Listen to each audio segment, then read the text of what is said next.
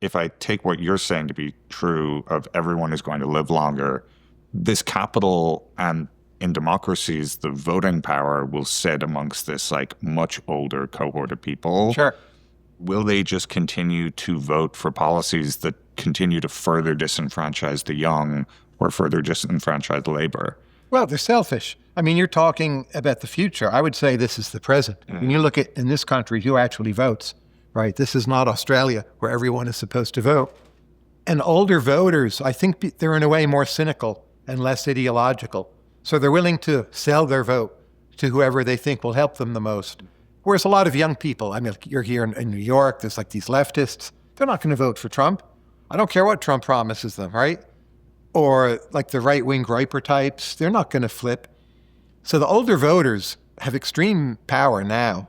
So this is disadvantageous from my point of view, but we're already living with it. And the fact that we can already live with it suggests it's a livable equilibrium, even though I don't myself like it. That's interesting. So you think this is I read a book recently, The Great Leveler, around sort of the role of like political violence over years, where you have this inequality. Walter Scheidel. Yeah. Great book, yes. Between capital and labor, be it like French Revolution, more recently Russian Revolution. Do we reach a point where people's basic needs are met to a high enough level that we won't see political violence from an imbalance like that between young and old? Like, is this equilibrium something that is stable? And like, why would it be something that's stable when historically these equilibriums tend to eventually break? When I look at civil unrest in history, I think I'm mostly a Tocquevillian. So violence, civil unrest, protest, it's very high, in the latter part of the 1960s, early 70s. That's felt to be a very prosperous time with a growing strong middle class. So whatever predicts political violence, I don't think it's hard times per se. I do think the future, I would say the present, has so much surveillance that there won't be much systematic political violence in the high-tech countries. I think political assassination has already made a big comeback, and that's bad. Surveillance cannot quite prevent that, at least not yet. And we'll see more political violence through that channel. But I don't know how much it will matter in shifting like macro aggregate policy outcomes. It'll make our politics feel very ugly. So do you think we're in this, the gerontocracy is the idea like that we will continue to be ruled by the old... That's right, and we are already. And we are. And look at our candidates, Biden, Trump, like how old are they, That's a sign of something.